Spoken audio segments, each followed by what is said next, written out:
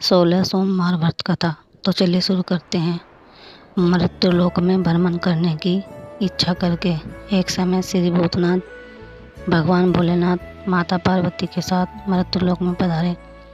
भ्रमण करते करते दोनों विदर्भ देशांतर्गत अमरावती नाम की अति रमणीक नगरी में पहुँचे। अमरावती नगरी अमरापुर के सदृश सब प्रकार के सुखों से परिपूर्ण थी। उसमें वहाँ के महाराज द्वारा बनवा हुआ अति रमणीक शिव जी का मंदिर भी था। भगवान शंकर भगवती पार्वती के साथ उस मंदिर में निवास करने लगे। एक समय माता पार्वती भगवान भोलेनाथ को प्रसन्न देखकर मनोविनोद करने की इच्छा से बोली, है महाराज, आज तो हम दोनों चौसर खेलेंगे। शिव जी ने प्राण प्रिया की बात को मान लिया और चौसर खेलने लगे। उसी समय मंदिर का पुजारी ब्राह्मण मंदिर में पूजा करने आया। माता पार्वती ने पुजारी से प्रश्न किया, पुजारी जी बताओ, इस बाजी में हम दोनों में से किसकी जीत होगी? वह ब्राह्मण बिना विचारे शीघ्रता से बोल उठा कि महादेव जी की जीत होगी। थोड़ी देर बाद बाजी समाप्त हो गई। पार्वती जी की विजय हुई। पार्वती जी बहुत क्रोधित हुई और ब्राह्मण को झूठ बोलने के अपराध के कारण श्राप देने को उद्यत हुई। भोलेनाथ ने माता पार्वती को बहुत समझाया, परंतु उन्होंने ब्राह्मण को कोढ़ी होने का श्राप दे ही दिया। कुछ समय बाद पार्वती जी के श्रापवश पुजारी के शरीर में कोढ़ पैदा हो गया। वह अनेक प्रकार से दुखी रहने लगा। पुजारी को श्राप कष्ट भोगते जब बहुत दिन हो गए, तब एक दिन देवलोक की अप्सरा शिव जी की पूजा हेतु उसी मंदिर में पधारी। पुजारी के कोढ़ के कष्ट को देख उसने बड़े दया भाव से उससे रोगी होने का कारण पूछा। पुजारी ने निसंकोच सारी बात उन्हें बता दी। वे अप्सराएं बोली, है पुजारी, अब तुम अधिक दुखी मत होना, भगवान शिव तुम्हारे कष्ट को दूर कर देंगे। तुम सब व्रतों में श्रेष्ठ 16 सोमवार का व्रत भक्ति भाव से किया करो।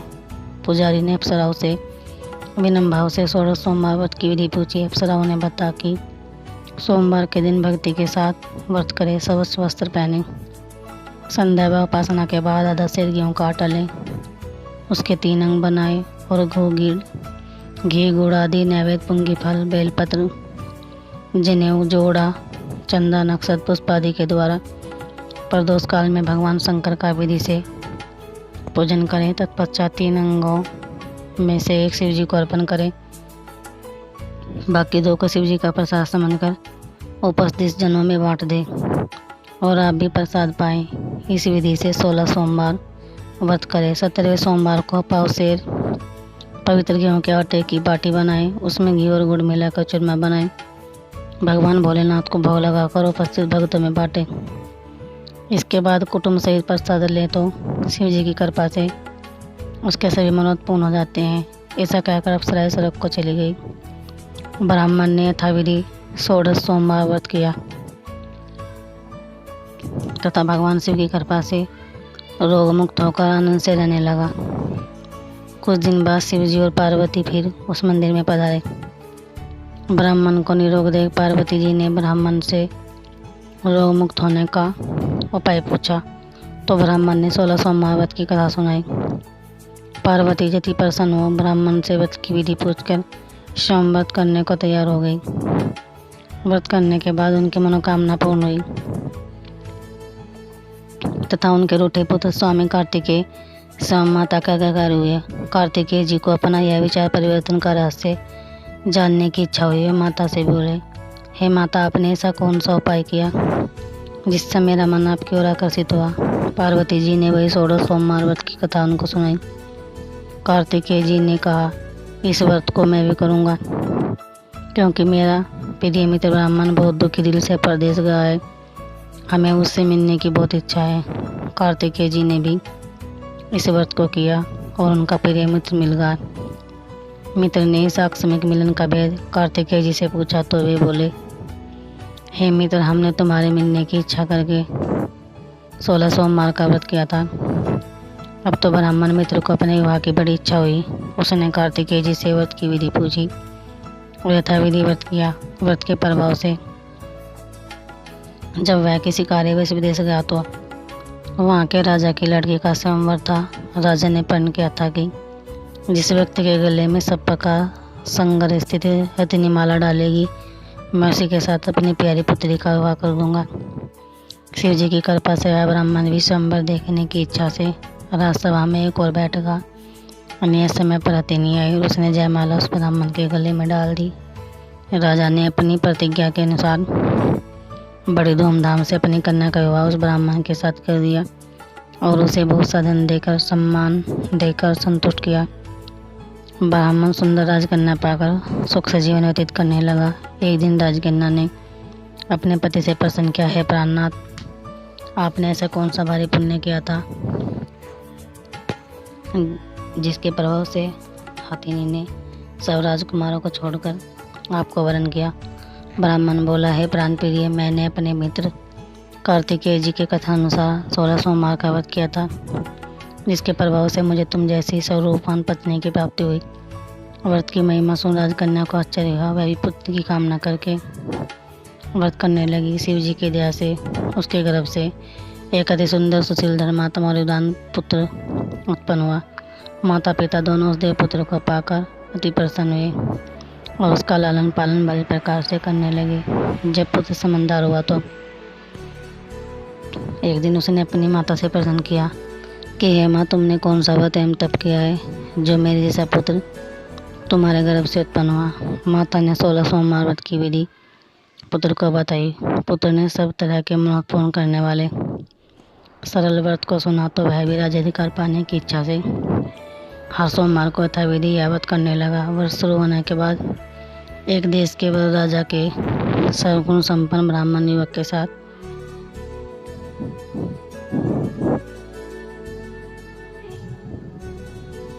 करके बड़ा सुख प्राप्त किया।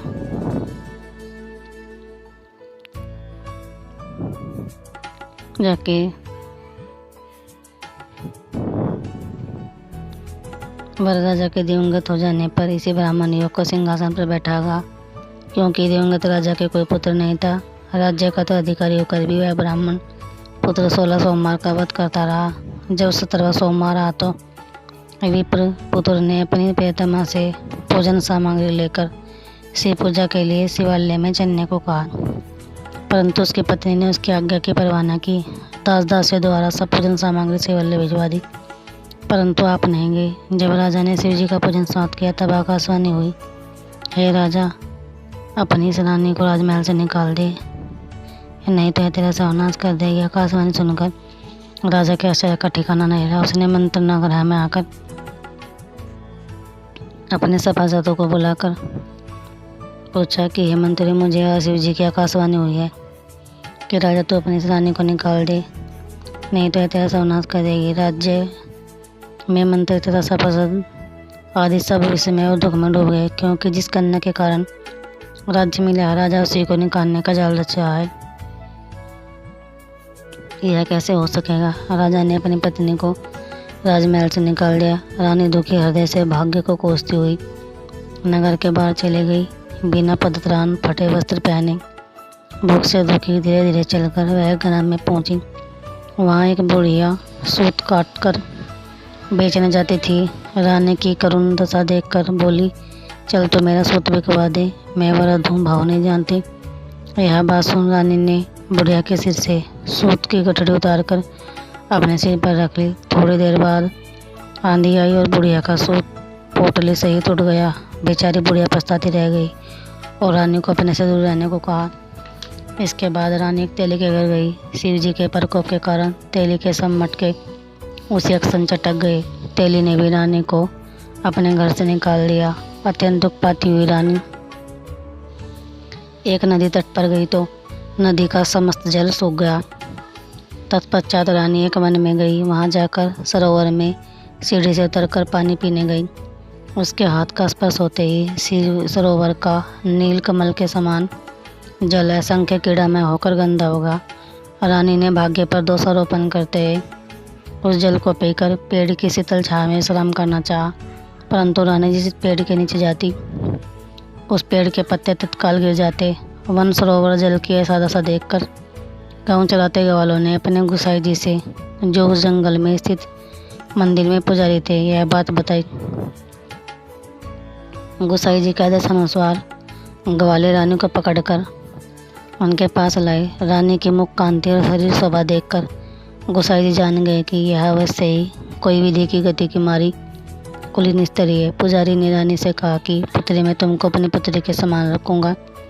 तुम मेरे आश्रम में रहो, मैं तुमको किसी प्रकार का कष्ट नहीं दूंगा। गोसाई जी के वचन सुनकर रानी को धीरज हुआ। वह आश्रम में रहने लगी। रानी जो भोजन बनाती उसमें कीड़े पड़ जाते, जल भर कर लाती उसमें भी कीड़े पड़ जाते। रानी की यह दशा देखकर गोसाई जी भी बहुत दुखी हुए। रानी से बोले, हे बेटी, तुम्हारे ऊपर कौन से देवता का कोप है जिसे तुम्हारी से दशा है। पुजारी की बात सुनकर रानी ने शिवजी महाराज के अनेक प्रकार महाराज के पूजन का बहिष्कार करने की बात बताई तो पुजारी शिवजी महाराज की अनेक प्रकार से स्तुति करते हुए रानी से बोले, हे पुत्री, तुम सब मनोरथ पूर्ण करने वाले 16 सोमवार व्रत को करो। उसके करने से, उसके प्रभाव से अपने कष्टों से मुक्त हो सकोगी। गोसाई जी के बात मानकर रानी ने 16 सोमवार व्रत किए और 17 सोमवार को विधि विधान सहित पूजन किया। उस पूजन के प्रभाव से राजा के हृदय में विचार उत्पन्न हुआ कि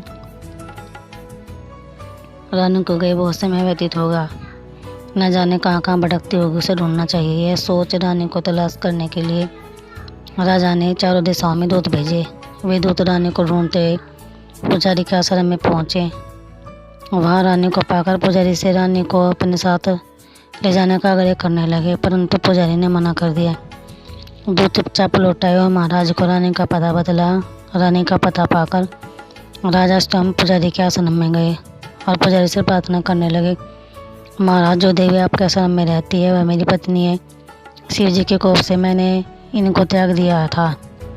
अब इस पर से शिव जी का प्रकोप शांत होगा, इसलिए मैं इन्हें लेने आया हूँ। आप इनको मेरे साथ जाने की आज्ञा दीजिए। गोसाई जी ने राजा के वचन को सत्य समझकर रानी को राजा के साथ जाने की आज्ञा दे दी। गोसाई जी की आज्ञा पाकर रानी प्रसन्न हुई, राजा के साथ नगर में आई। नगरवासी ने नगर के द्वार तथा नगर को तोरण एवं बंधनवारों से विविध विधि से सजाया। घर घर में मंगल गान होने लगे। पंडितों ने विविध मंत्रों का उच्चारण कर अपनी राजधानी का स्वागत किया। ऐसी अवस्था में रानी ने पुणे अपनी राजधानी में प्रवेश किया। महाराज ने ब्राह्मणों को अनेक तरह से दान आदि देकर संतुष्ट किया। याचकों को धन धान्य दिया। नगरी में स्थान स्थान पर सदाव्रत खुलवाया, जहाँ भूखे लोगों को भोजन मिलता था।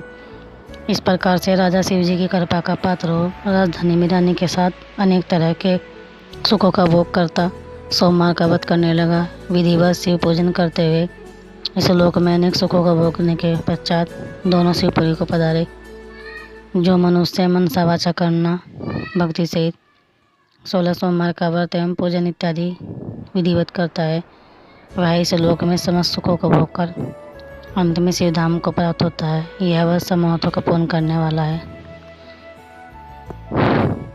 बोले शिव गुरु भगवान तेरी सदा ही जय।